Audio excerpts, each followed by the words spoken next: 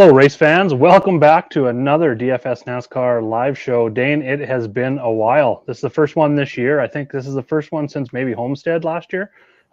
Linking our times together has just been pretty difficult over the last 6 to 8 months, but happy to be back here today talking some racing in Phoenix. How you been? Good. Yeah, ready to build off of last week. Fun week, fun start to the year so far, so let's keep it going. Yeah, it sure was. It's been a pretty good year so far, but it really came together last week. We're really close to taking down some GPPs. If that last caution didn't come with like 3 or 4 laps left there, things were looking really good with those Larson Byron stacks. We were both very high on that. So that went really well. So what we're going to do here is we're going to move right into Phoenix. We've got a 1.022 mile track, and I'm going to show you a couple things on the sheet. This is the first race of the year, so I'm going to for anyone that's kind of new or maybe a refresher of the cheat sheet, I'm going to go over quite a few of the tabs here today. But if you've got any questions, please make sure to put them up in the comments, and I will make sure to go over whatever you would like me to go over here today. So we do have the track info tab. You can go check out all of the different tracks.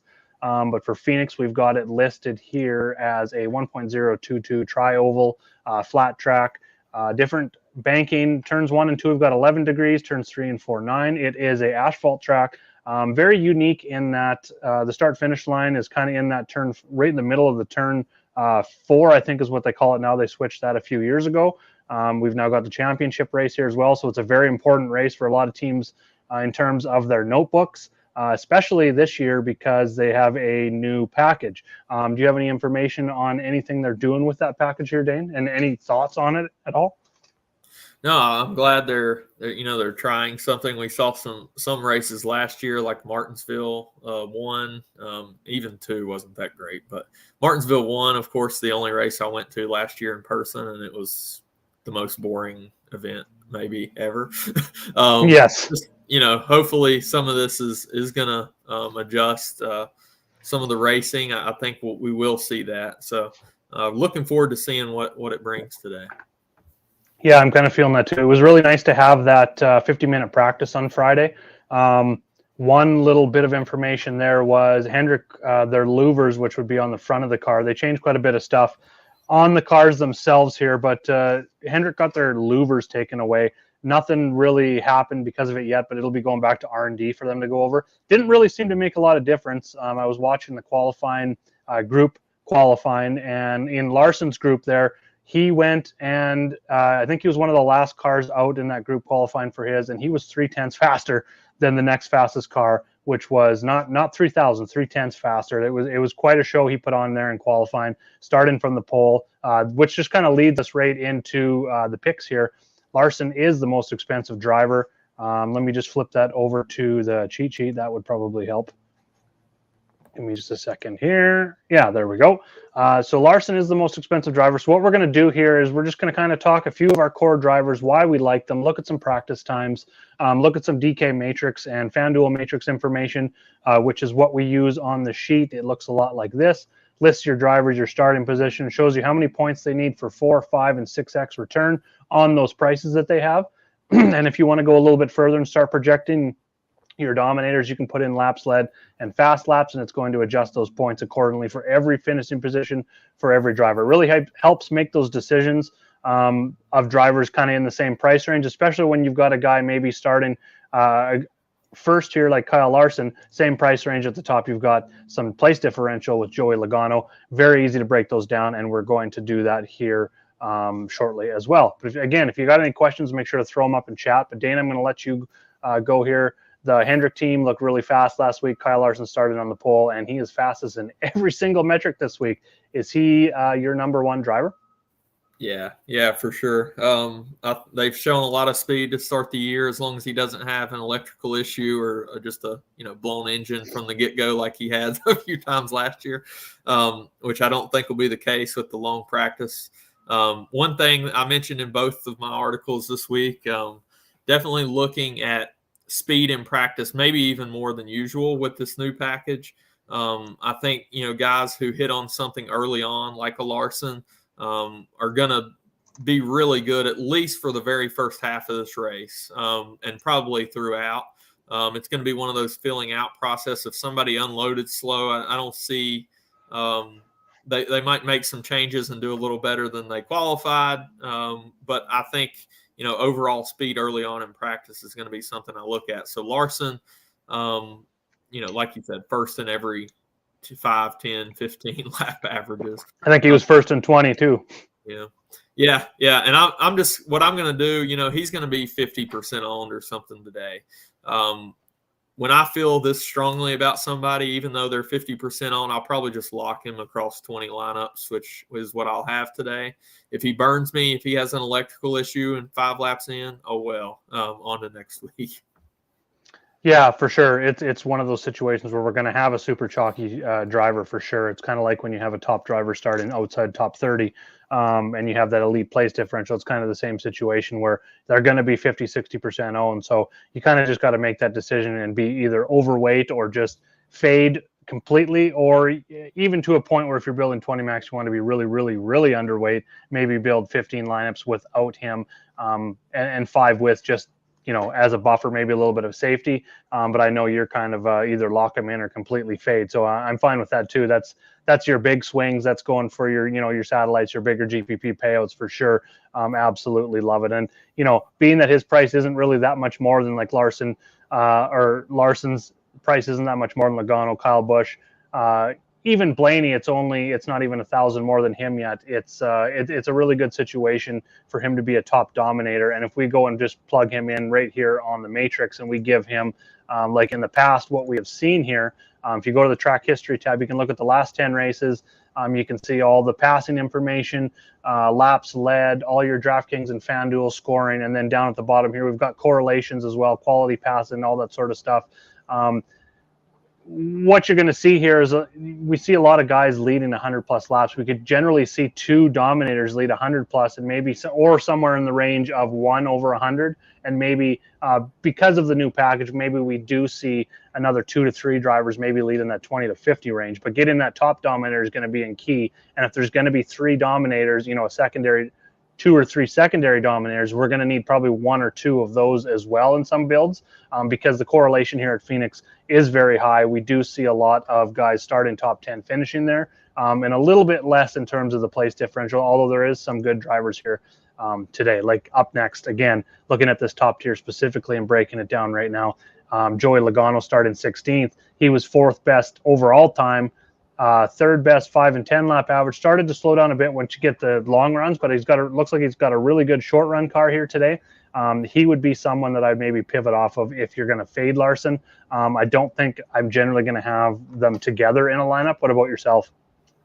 I might have a couple. If I obviously if I'm locking Larson across 20 and I play any Blaney, I'll have 2 of them. But I'm leaning towards fading Logano and Kyle Busch. So I'll probably have 10 to 15% across the 20 with Blaney. But then other than that, I'm going to pair Larson up with one of these 9K guys or 2. Yeah, that makes a ton of sense. Before we move on, if you are not a Jaeger Bombs Fantasy Sports member, maybe looking to get our cheat sheet, see our rankings for Sunday. We both have our top 15. We share cores, we share our thoughts in Discord as well in our NASCAR channel. If you'd like to get into that, you can head over to patreon.com/JagerBombs. For $10 a month American, $14.50 Canadian, you can get access to one sport, or $20 a month American, and I believe it is, if I scroll to the bottom here, $29 a month Canadian. You can get access to all the sports. We've got cheat sheets, we've got coaches for all sports, we've got the Discord, rankings, picks, all that sort of stuff. For NASCAR, we cover trucks, Xfinity, and Cup this year. We're bringing a little bit more content to the table this year, looking at truck preview articles, Xfinity preview articles. Dane's been crushing the NASCAR Cup Series in terms of just our Patreon content, looking at possibly this week you looked at pre-qualifying preview and then your post-qualifying. I posted that article in chat as well. Go check that out. He's got about 8 picks up on there. You can build a nice little lineup off that. Getting back to the sheet here, one thing I wanted to look at, I've only highlighted a few plays here. Like I said, you can get our DraftKings rankings on the sheet if you head over to patreon.com. But up next for me, you just mentioned him, is pairing him with Blaney at 10-3, kind of the bottom of that 10K range. He's starting 8th. He's number 3 in average finish over the last 3, number 1 in DraftKings scoring and FanDuel scoring in that same zone as well. So he's done good here. He's second in practice times, even the 5 and 10 lap averages. So at 8, that makes a lot of sense to pair him. I've actually I missed out on the Larson plus 950 or plus 900 before practice and qualifying. That number has jumped up to plus 300 in terms of outrights. That's getting a little steep for me. So what I did was I went with Blaney, who's my second favorite driver in my rankings, and bet him at plus 900 right now. So that's my first bet on the board. But then going down and looking at someone else we can pair him with, number 2 in the overall rankings in my model is Kevin Harvick. He started in 15th. He's got, looking on the sheet, 10 straight top 10s here, but it's actually 19 straight top 10s for Kevin Harvick here at Phoenix. He's looking for number 20. That is just absolutely amazing. Looking at across any track or any feat in NASCAR, the Kevin Harvick Phoenix top 10 narrative has just been one that has just blown me away for years. It's been through how many cars now? Like 5 or 6 different iterations of the car, rules packages, all that sort of stuff. He just keeps cranking out top 10s here in Phoenix. How high are you on Harvick this week?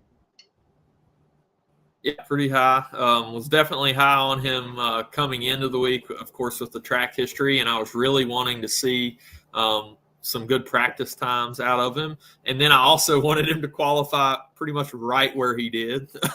So, of course, I'm going to be full in on Harvick today. I like him and William Byron there in the 9K range the most out of that range.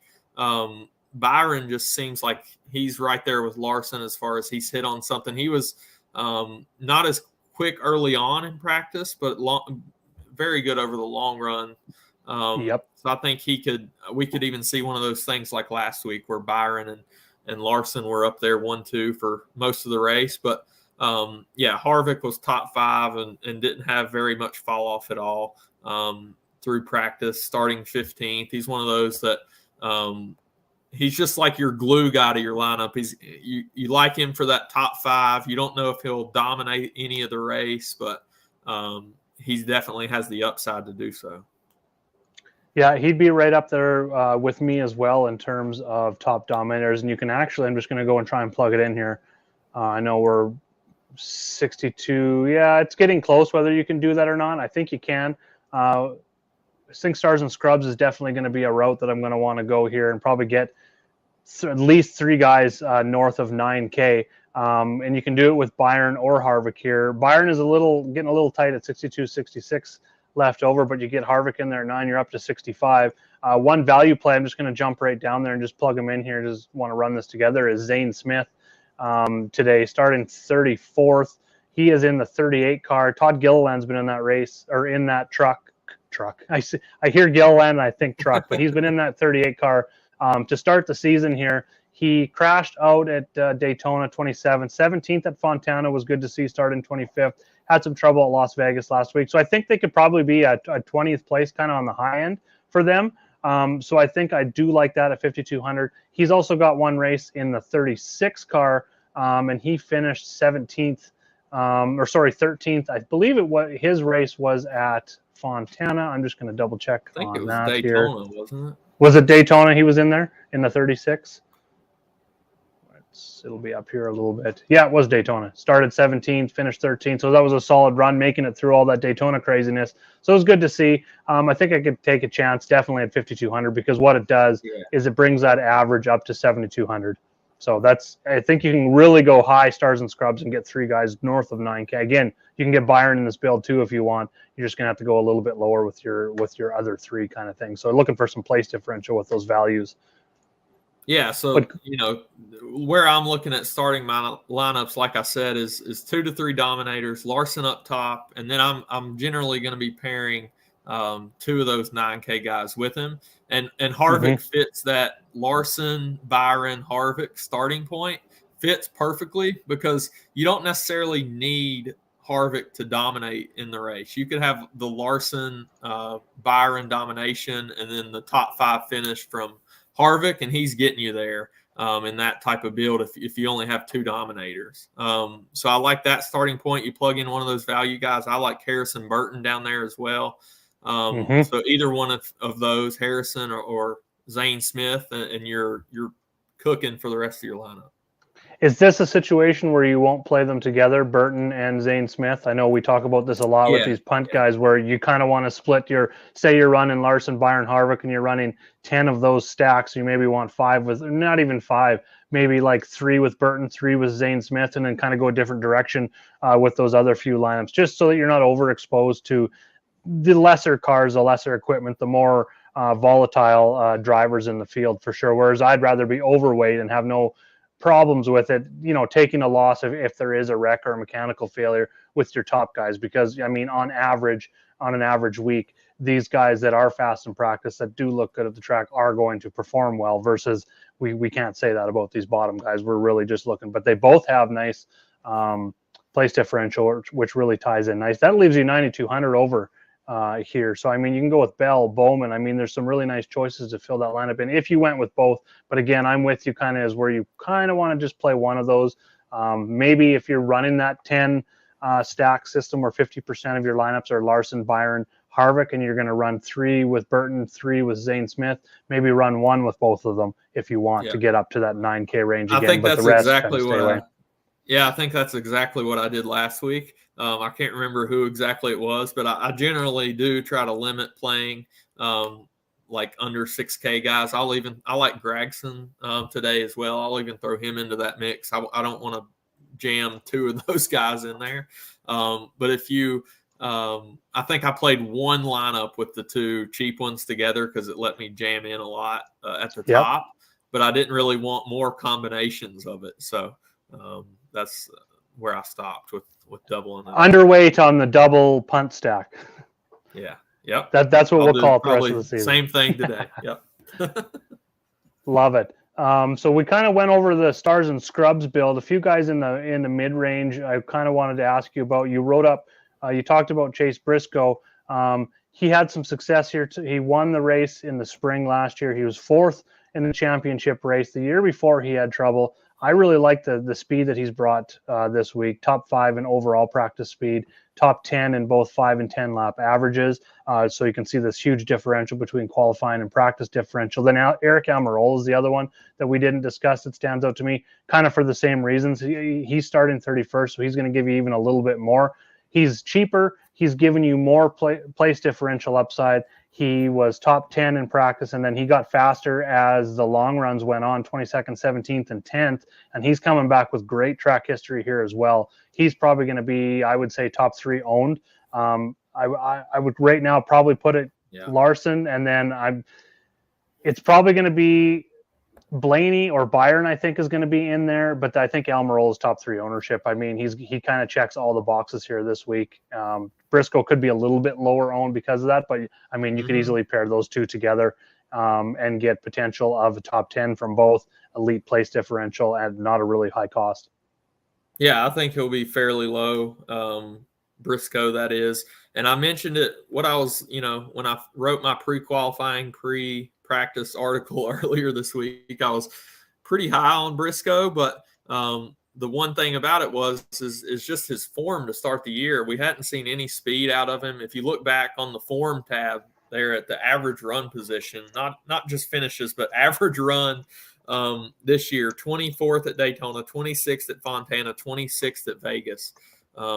That was brutal, but we came back and we saw a little bit of speed and practice out of him. So that definitely drug me in, and then we get the 24th starting spot. So top 10 car in 5 and 10 lap average. So I'm in on Briscoe, and if he comes in a little bit low on, whether it's just because other people around him that are 1,000 cheaper or 500 more in Bowman, Bell, and Harvick, or if it's just the build that people are going with the stars and scrubs we talked about, I definitely want to get overweight on him.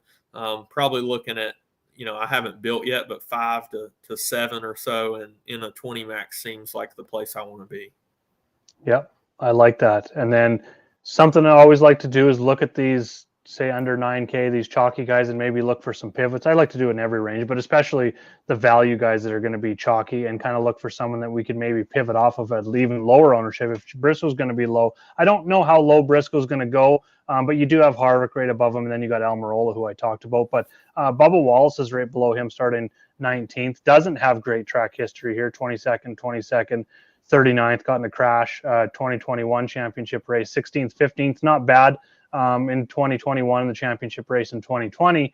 But he did show some speed here. 16th in practice. He was top 10 in both 5 and 10 lap averages. Went down to 16th. But, if we're looking at what we need out of him here, 19th, we're kind of looking probably for 5X from an 8,200 driver.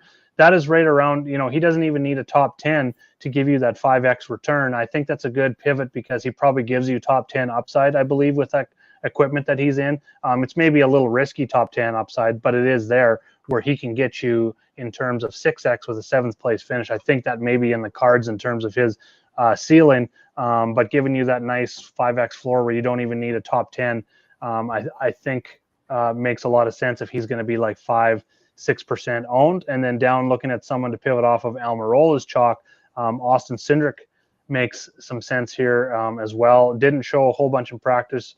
Top 20. He's got some, 11th here in the championship race. He's going to be probably lower owned. Any thoughts on those two or anyone else in those kind of around those guys that maybe you'd want to pivot to? I like the Bubba call. I'll have a little sprinkle of him. What do you think Bowman is going to get to at 86?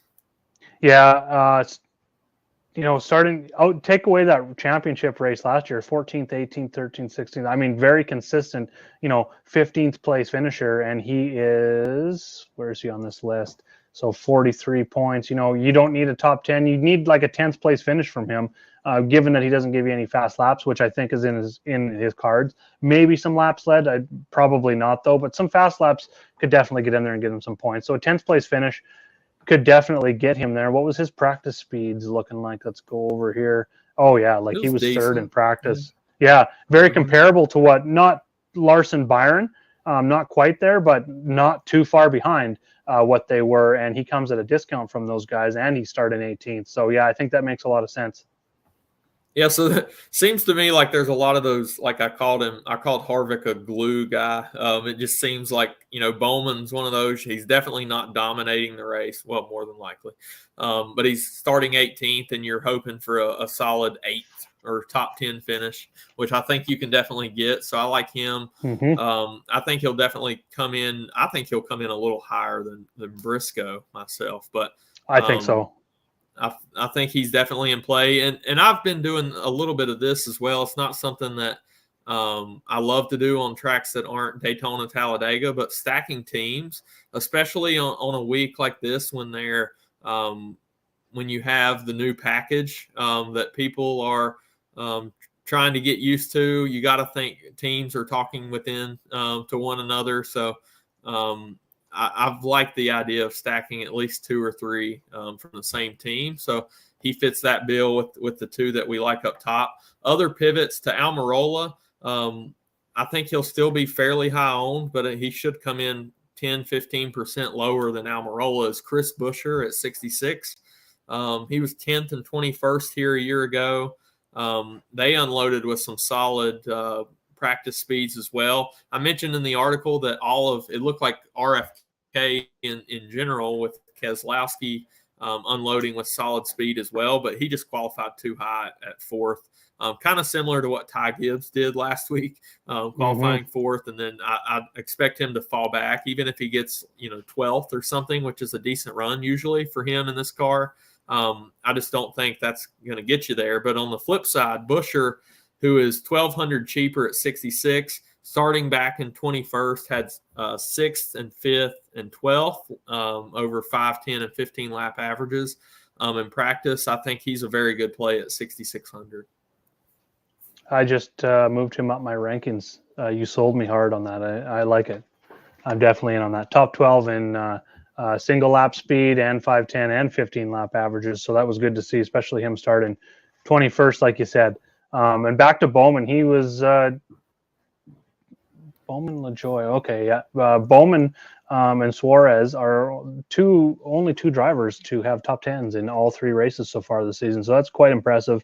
Going back to Bowman there. And if you actually think that Briscoe's lower owned at a cheaper price and more place differential, I'm really, really, really like that Briscoe call there by you.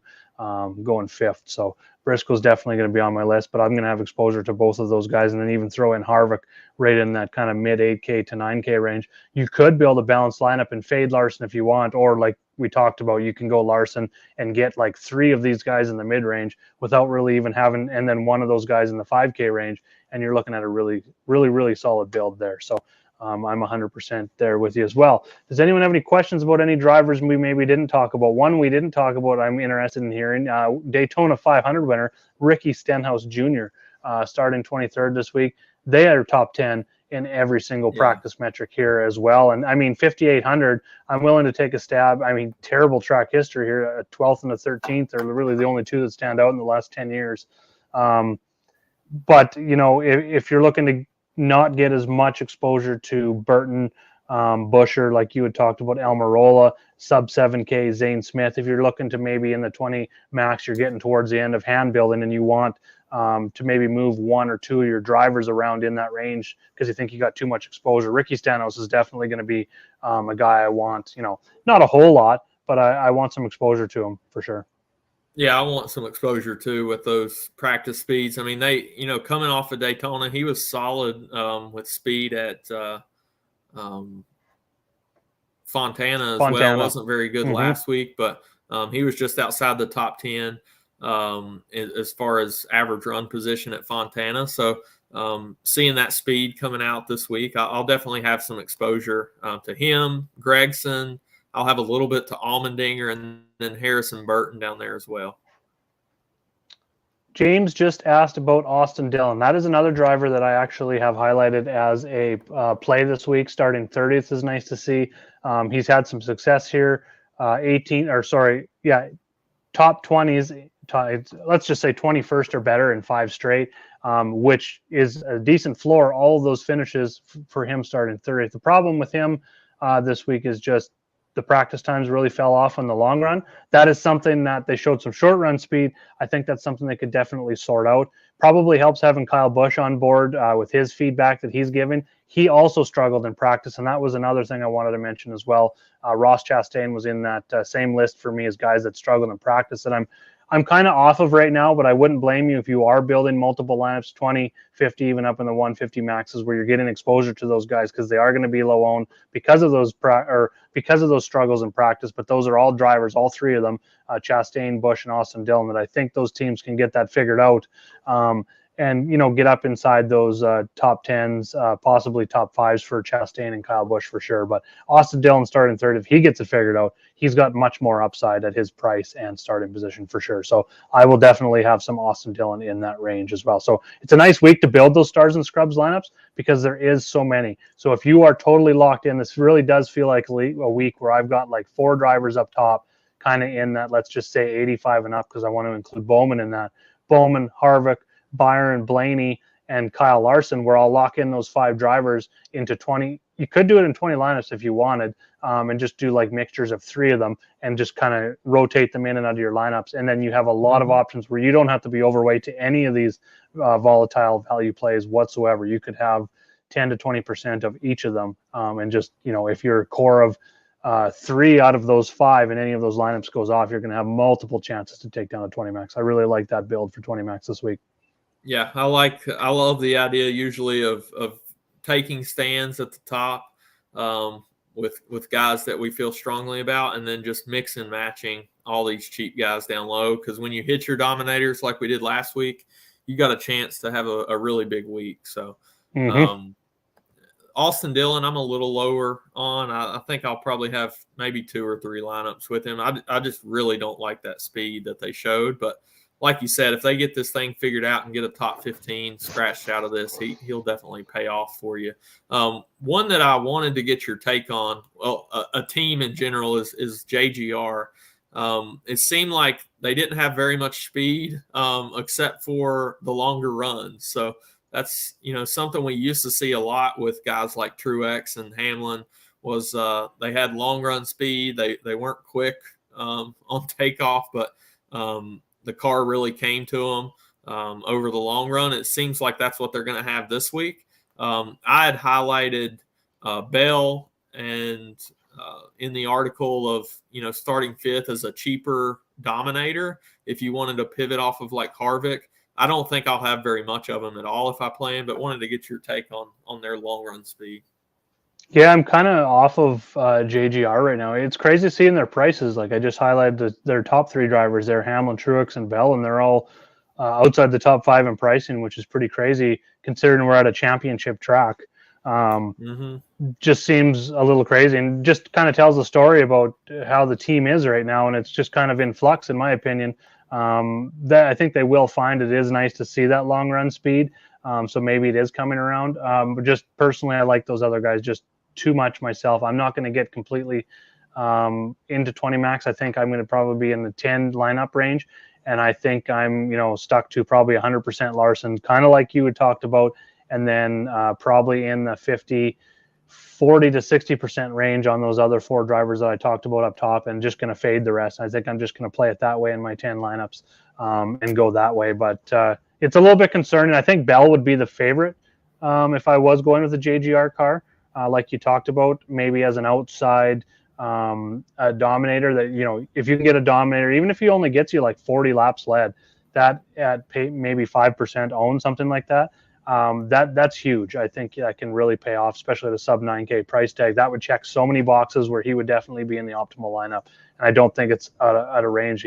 He was the car that really looked like he got it going with his long run speed, jumping inside the top 10. As far as Toyotas, I mean, yep. look at how much he. You mentioned Bubba, but look at 17th, 10th, 4th across 5, 10, 15 lap averages.